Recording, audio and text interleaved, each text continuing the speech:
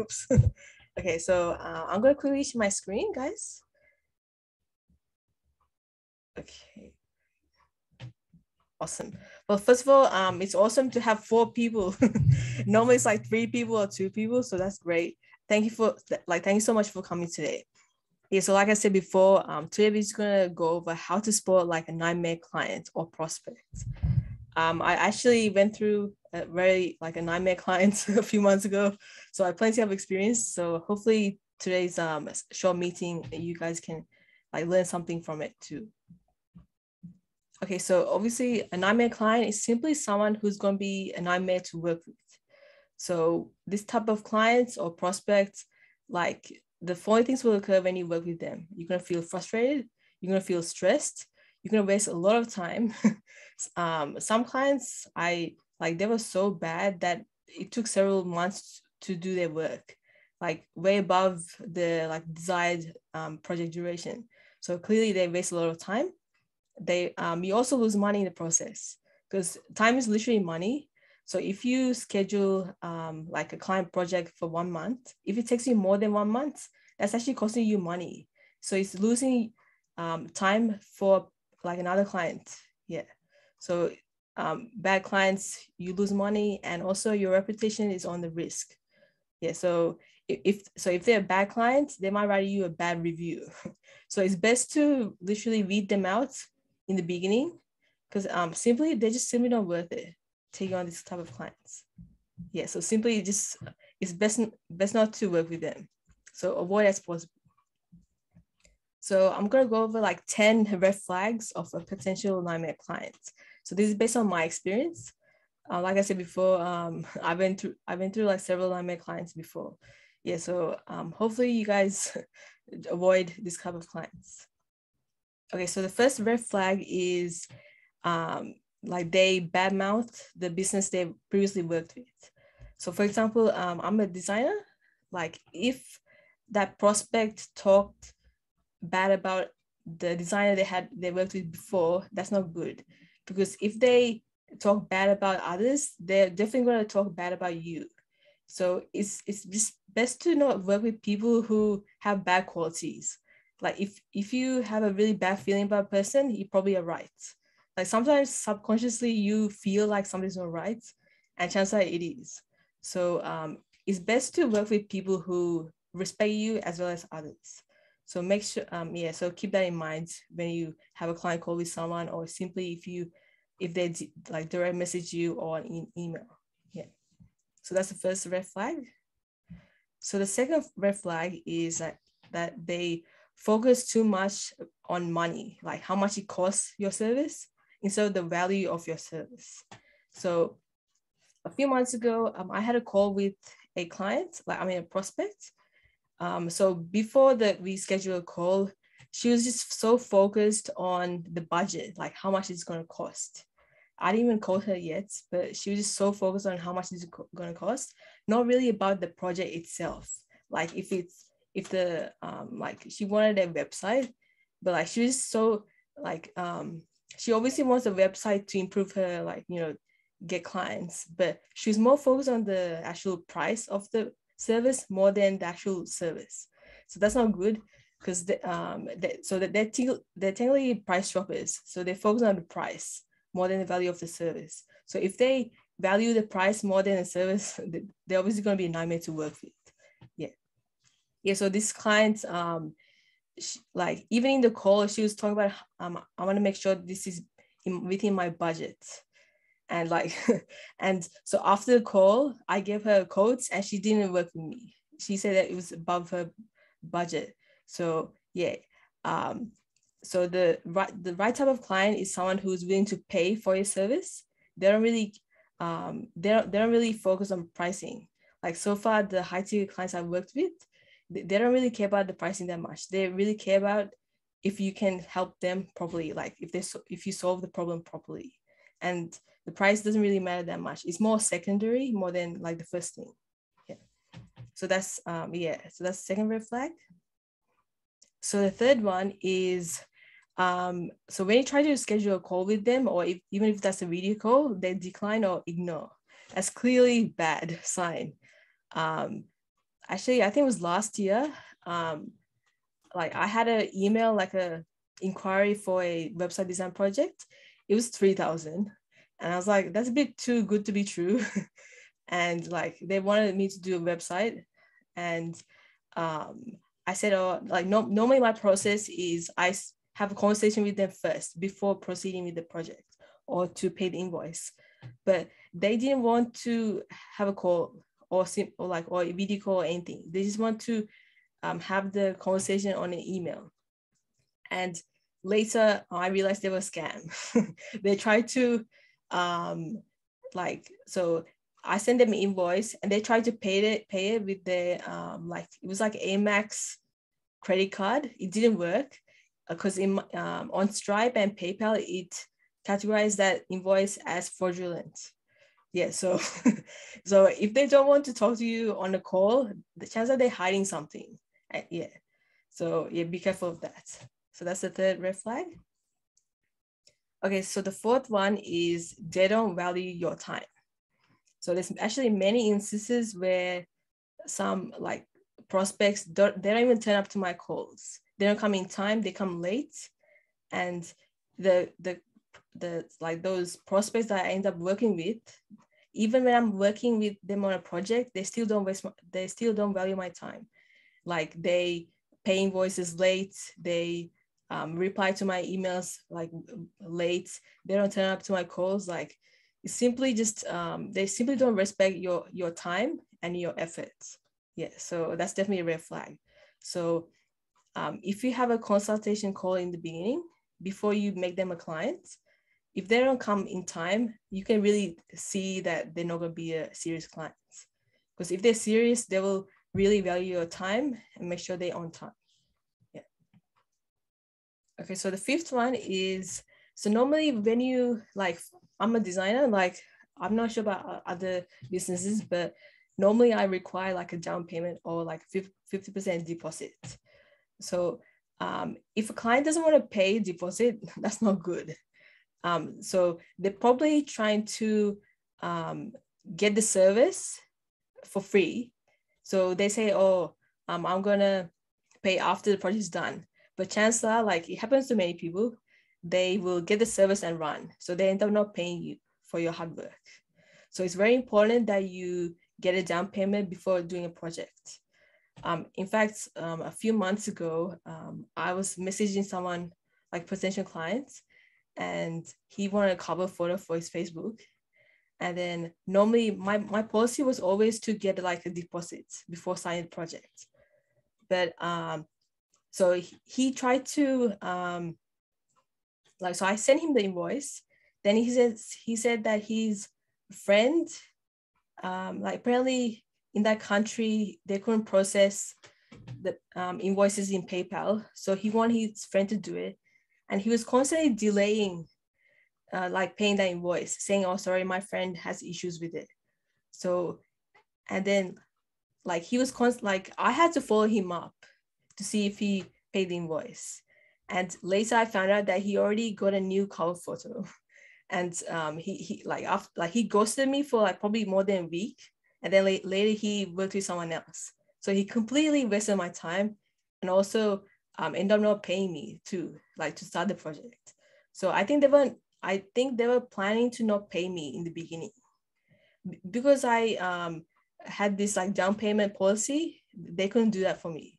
Yeah, so that's going to be really good to have so you can qualify the serious people. Yeah, so always make sure you get a down payment before starting anything. Get paid at least some sort of percentage.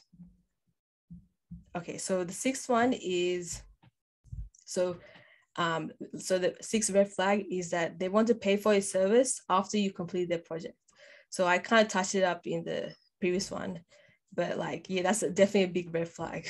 You have to make sure you get conversation before you proceed with any project. Yeah. Okay, for the seventh one, they tell you to do weird things. I think I kind of said it before, but for example, there's this scam, which I later found out. He wanted me to pay his consultant too. So for example, the website my service charge was 3,000, and he said, oh, I'm going to send you 3,700. So can you please give 700 to my consultant? Like apparently he can't give the payment to his consultant. He want me to do it. And that's weird, right? Like, who does that? Like, why can't he give it? Like, PayPal should work for anyone. It makes no sense why he wants me to do that, to like pay his consultant, like when he can easily do it himself. So that's kind of weird, right? So whenever you get an inquiry, just literally don't reply right away, and just simply see, like, just give yourself like time. Like because most people like like some businesses, like scams, they're like professional liars. So sometimes you can't really see what they're thinking until later. So like whenever you feel like there's like a red flag, make sure you like just think before answering any like message or email. Yeah. So if they tell you to do weird things, that's not good. Yeah. So that's the 7th one. So the 8th one is they give you fake hopes of wanting to work with you, but they're sneakily trying to pick your brain. So let me give you an example. So yeah, this actually in the beginning of last year. I had a prospect. She was interested in a cover photo for her Facebook. And she was also interested in the website. So I scheduled a call with her to talk more about that project, but she said that she's not ready yet. So, but in that call, I wasted probably 1 hour. She was like she was literally having a conversation with me and like try to pick my brain. Like pick my brain is simply trying to get my advice so that she can do it herself. So I think I wasted like 3 calls thinking that she was gonna work with me, but she never did. She was literally using my like time and advice to do it herself. Yeah. So be careful. Most people, like there's a lot of sometimes clients, they don't want to spend money. So they try to use the time of an expert or service provider to do it themselves. Yeah. So be very careful with that.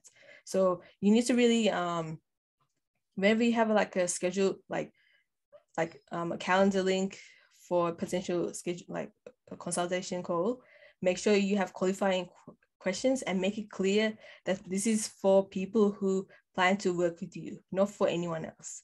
Yeah, so make sure that it is expected that there'll be a pitch at the end. Like, don't just give free advice for no reason. Yeah.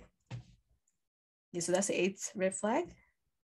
So the 9th one is they say that you're expensive and they choose the business pricing for you. So this actually happened to me. This before, when I was really not really valuing myself, I think I charged like for a cover photo $30, but this prospect said that, okay, so before I say that, so I got referred, I got a referral from my existing client to this client who was looking for a like cover photo, and and I said, oh yeah, it's like $30, and he said, oh, but the person who referred like me to you said that you charging this much amount of money. But I said, but I never said that. So they're trying to pretend that the price is lower. Like they're trying to get a cheaper price.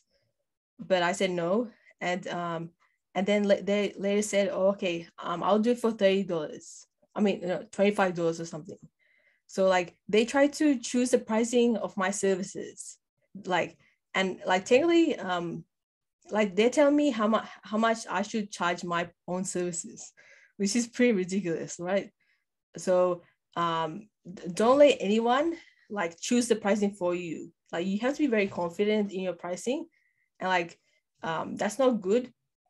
Like if the client tries to be in charge and put you down and make you like a slave, that's definitely not good. Yeah. So make sure you're confident.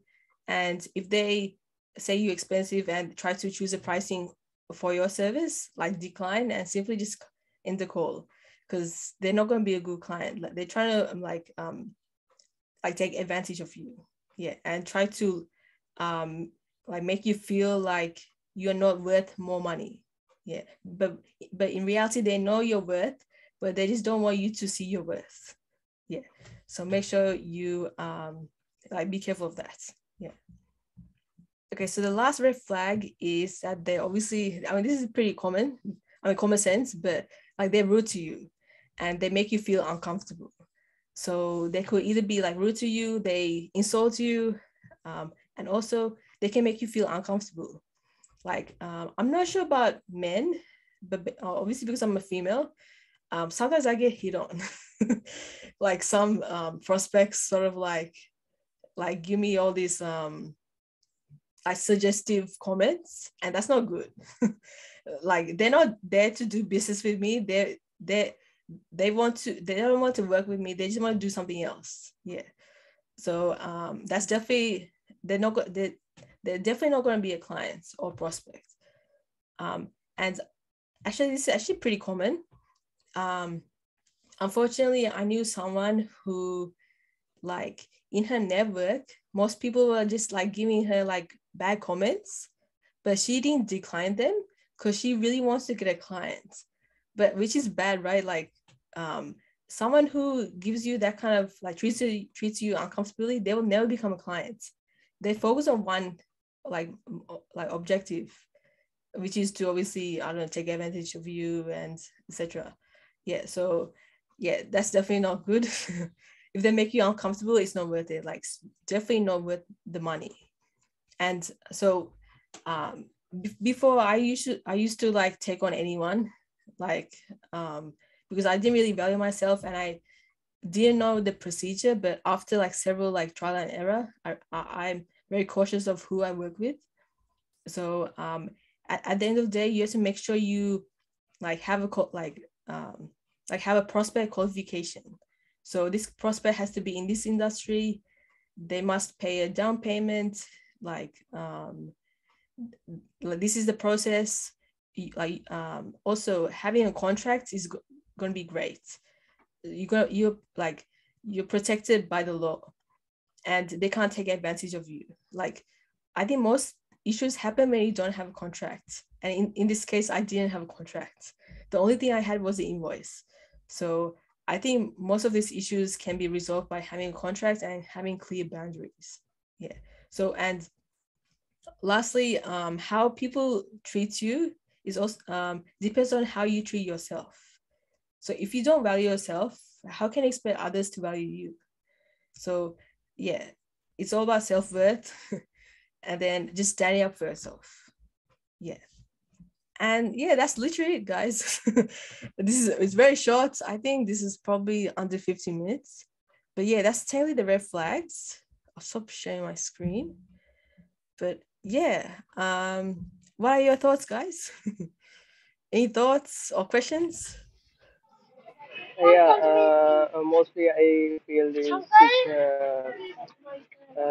situation and also face the clients that don't want to pay something and only wants the opinions and the ideas and want to do by himself.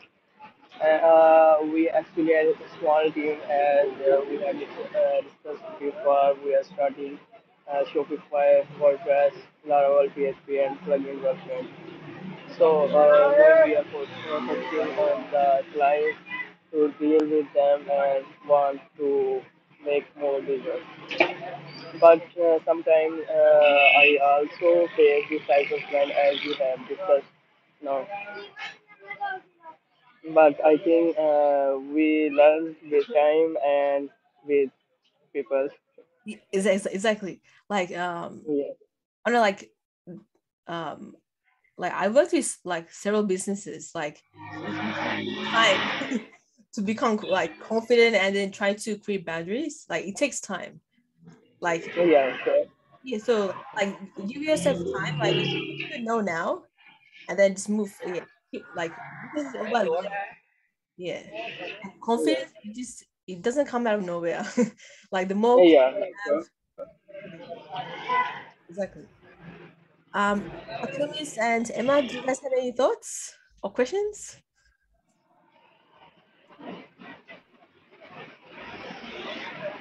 we have someone with us. Oh, sorry. We have someone else with us. Others, Oh, we are oh, okay, together. Emma. Oh, Emma. Like, do you have any questions? Feel free to talk. Um, just curious, what will you actually put in like contract with like the client? Oh, so Did what you again? did you ever made a contract before? Nah, just Okay. like verbally or something. I don't Okay. know. To be honest, I never had a contract, and that's probably the reason why I have several problems. So, like people who probably do it, they have a contract. So normally there's like this application where so whenever someone's ready to work with you, you can like send the contract and invoice together. So in order for the project to be valid, you have to like the client has to pay the contract. I mean the invoice and the contract. Yeah, so it's done together. Yeah. So Yeah. to I can definitely share with you websites. I'll do it after the call of how to create a contract. So the contract includes like um, the deliverables of the project. So what you'll be doing, and includes like technically the boundaries, um, um, like for example, I'll be available between 9 p.m. I mean 9 a.m. to 6 p.m. to do the work on the project. If it's outside of the time frame, I'm unavailable. Like creating like it's daily boundaries. Yeah. Oh, Yeah. oh sorry. Oh sorry. Oh sorry. I accidentally pressed something. Okay. Oh, sorry. Oh, Can you share the oh website sure. with me also? Oh sorry. Can you say that, Mohsen? I can't hear you probably. Can you share the contract website with me also to prepare the contract? Oh, like share a contract. Yeah, can you share the website that you had discussed? Like also like a website for a contract. Yes. Oh, okay, yeah, I'll share it after the meeting. Yeah, so I'll say yeah, because I have a lot of files. I need to go through it. Yeah, so yeah, I'll send you a contract. Oh, so Mohsen, what kind of business do you run? Actually, our services are related to web development, Oh, web dev. basically. Okay, awesome, Web awesome. design, front-end development, and back-end development, That's including plugin development, Shopify theme, and Shopify custom theme development, Shopify customization, Shopify app development, and PHP development. oh, awesome, awesome. Oh, that's great. Emma's also like a developer too, so that's great. Yeah. So I think there's like three of us are in like the website design field, so that's great. And Tumis is like he does like a translation sort of business.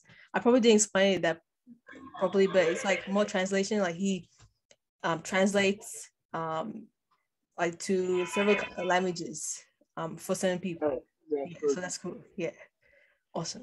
Okay, I have a question. How we can discuss with the loan payment because as I work with the client, I never said to pay down payment for the project because sometimes I feel clients trust more if we uh, say to pay after the work. But after the discussion, I feel that we need to say about the down payments. So how we can discuss with them about the down payments and about the other payments after the project is Oh, sorry, Masen, I can't hear you properly. uh, Is it possible to write it in the chat? Write what you Oh can yeah, say in the sure. chat? Yeah. Oh, sorry.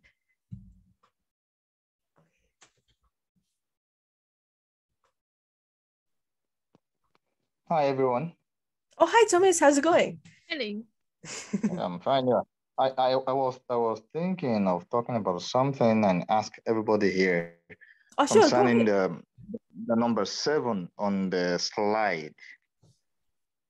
You talked about a client that told you to pay another person after sending you money or transacting with you. Yeah. Yeah. He Yeah. wanted me to pay his consultant too. So he wants me to pay, like, he actually gave me his card to pay myself as well as pay for his consultant.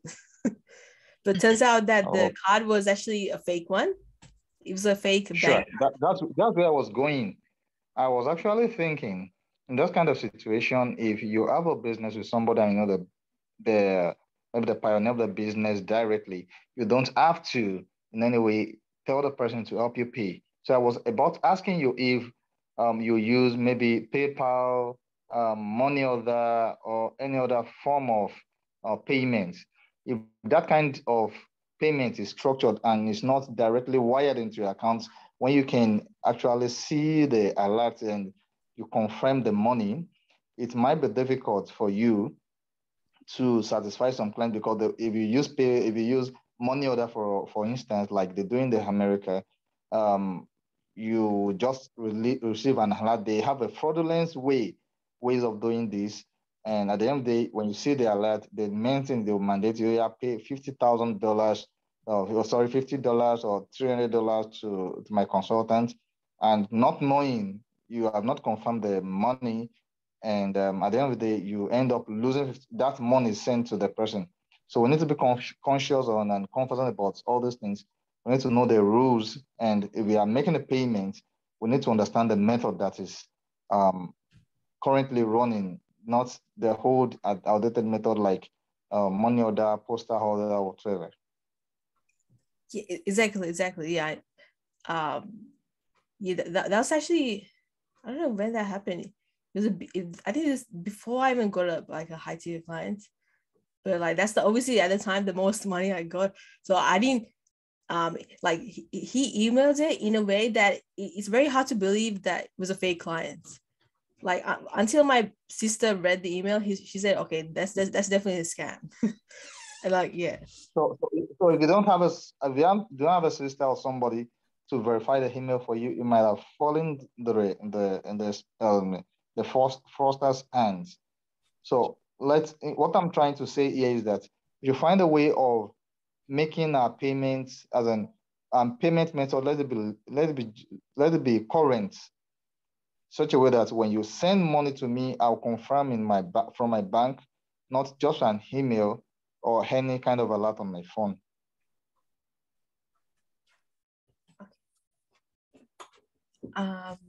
sorry, some parts of the audio is getting cut. Oh, sorry about that. I was saying that we should try and update our payment method to the current payment plans in such a way that nobody just send an email to you or send an alert to you. You should try and find a kind of link, a kind of synergy between you and your bank, that anytime an alert enters into your bank account, you confirm it is real. Because these guys have numerous ways of dealing with people. Yeah, that's Did you true. get that? Yeah, yeah, yeah. So yeah, that's a really good point. Yeah. Yes, it's crazy. Like, you like before, like when I started my business, I had no idea that I have to deal with these kind of situations. Like, who would expect people to scam you like this? And I feel like it's been, I think after the virus happened, that's when everything increased. Yeah, it's crazy. But okay, thank you so much for that. I'll just quickly answer Mohsin's question.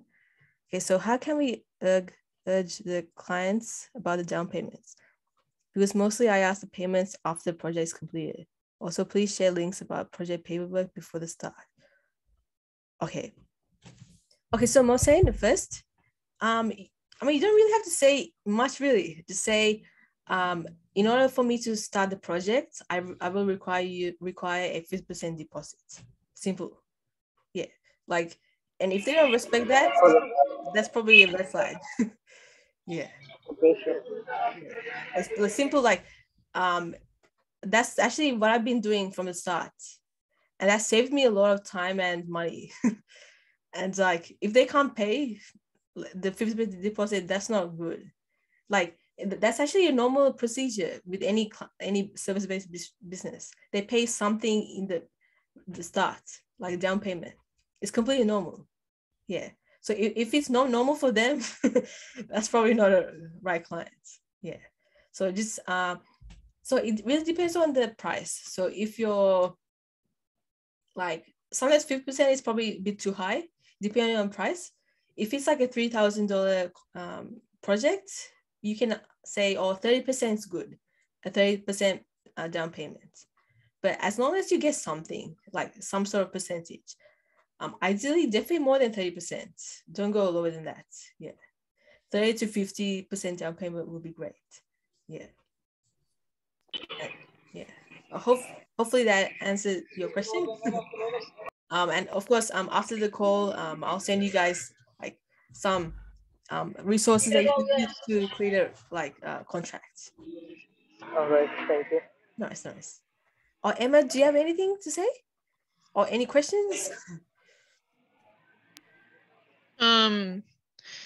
So for like you getting the payments, do you actually like saying like upload your bank details for transfer, or like, well, you got it on the website or something, like an online shop, like the e-commerce thing? Or I don't know, in terms of like getting them to pay for your service. Yeah. Oh, so there's many ways of doing it, but the normal way is sending them an invoice. So the invoice is usually from like PayPal or like Stripe. Those are the most popular ones. There are obviously others, but PayPal and Stripe are the most popular ones. I think Stripe is better because you can see, like, it's like an accounting platform. So I'll tell you guys so it's PayPal and Stripe. If you guys simply search up, like, it's a free account. It's like Yeah, but in part we mostly use PayPal and Pioneer. Pioneer is the best here. Also Zoom and TransferWise working fine for us. TransferWise is the best way to get the payments in a short time. Also Zoom do the same. yeah, definitely. Oh, it works on, like, it depends on each country. There's many alternatives, but those are the two things that I mainly use: PayPal and Stripe. Yeah, like whatever that But works for in each country. Australia, I also use TransferWise and because I have some clients that do the business a bit, but they pay with TransferWise and mostly use the direct payments also in my bank. Okay. Yeah, okay, nice. Okay. Yeah, I was actually thinking Oh, sure. because when you mentioned paper and all of that forms, I discovered that these guys, they are fraudulent and they have their way around all those things. Are you getting it? Yeah. So what I recommend for my clients is you pay directly into my account.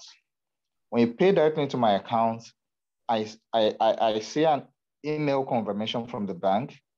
Not that they'll create an email to send me a confirmation, because at the base of the email, you will see your account balance. If you have $2,000 before, you're charging a customer or a client to pay $30, you'll see that is $2,030. That's number one. Number two is that you will get the alert on your phone that you have been paid $30 by so person. So if you are using PayPal, all these large industrial payment divisions, it might be difficult because you just get an email. They have the way around it. They are all over the places. So they have the way around it, and you just see an alert to discover that they've paid me, let me continue the job. And the clause, like mentioned on the number 7, is that you discover that they will assign you to do some other things. Yeah, exactly. So they'll tell you if you are charging them $3,000, they will send you $5,000 on the fake alert and tell you that, please, I have a lawyer somewhere that's working for me. Please kindly pay him $2,000. And you feel you have up to that in your account before you just pay the lawyer ahead. At the end of the day, it becomes another story. So what I do personally is I work directly with a bank. You want to do international transfer, after 24 hours, I must get there. As if I didn't get it, I won't start a job. Exactly. Yeah, it's probably actually best to work with the bank directly. Like sometimes it's best to work with the bank than like Stripe or PayPal. This is more like like with the issue with Stripe is that it's delayed. Like they might pay the invoice, but then there's a delay for it to come to the actual bank account. If it's directly from the bank account, yeah. No, there is no way you will see the invoice from the bank. Maximum for me, after 30 minutes, you will see the alert and it will be confirmed. Yeah, exactly. So I know there is a delay. There could be 48, 24 hours, depending on the locations. But the main thing is that you need to get your money not to be scammed by anybody. Yeah, exactly. Yeah. Oh yeah, I mean that's the downside of I have an idea for you. If you have this situation, I think it is the best way to do transfer wise and Zoom for this, because people also supporting the Zoom, and transfer wise is the best way to get the payments directly in your local bank accounts in a short time. It just take when someone pay you from his side, you get instantly payments in your bank account. Is take no time. If some at times on the weekend it take time, but you should get a link where you can see where is the your payment in the client side, or in the or on the way, or in your bank account. yeah, exactly. Yeah, exactly. I think you must say. I guess another thing to add on to like the above statements is only start the work when you receive the money. Yeah, of I course. guess, yeah. That's the best way to do it because you won't lose anything and like the client can't really call to cancel the payment. Exactly. Yeah, like the money, that's commitments. If they don't pay it, that shows lack of commitment. Yeah. Yeah, this is the best idea. Yeah, but also like depending on the platform, because we are only like small businesses, it's just Yeah. better to stick with the bank. Yeah. Yeah, Um. exactly. Also, another thing about being firm on the down payments is actually meaning like you have to insist on collecting that payment. If not, like that client would just skip it in some ways of form and like just play you around and turn the tables around and stuff. So yeah. Yeah. Okay. So yeah, you have to Yeah. manually like create boundaries. Like I mean it's for me, it took a while for me to be firm and say, you either pay this or I won't, until then I won't pay, like work with you. You have to be very strict and firm, like this is your business, like you should not give that power to someone else. Like like like you need to value your time and the service you provide. Like if like, well, I mean honestly, like why would you want to work with someone who doesn't want to pay a down payment? Like it just shows lack of commitment. And um like you have to create your own boundaries. Um like you can't give that ability to like the client, because else they're gonna just like take advantage of you. Yeah, and mostly if they don't pay the down payment, chances are I doubt they will pay the like after the project's done. It's kind of rare that, I mean, I actually had many stories where designers they don't get paid because the client says, "Oh, I'm gonna pay after the project's done." So they steal the logo and run away. Yeah. So yeah. All right. Thank you. Sorry, Mohsen? Thank you. I just say thank you for your opinion. Oh, thank you. Oh, my pleasure, my pleasure. And thank you for everyone. Like you guys, like shared great tips too regarding like Tumi said, like choosing the bank instead of using other third party platforms. It's probably easy that way, and also you save. You don't have to pay a third party charges, so that's great too. So does anyone have any questions or have any bad experiences with backlines?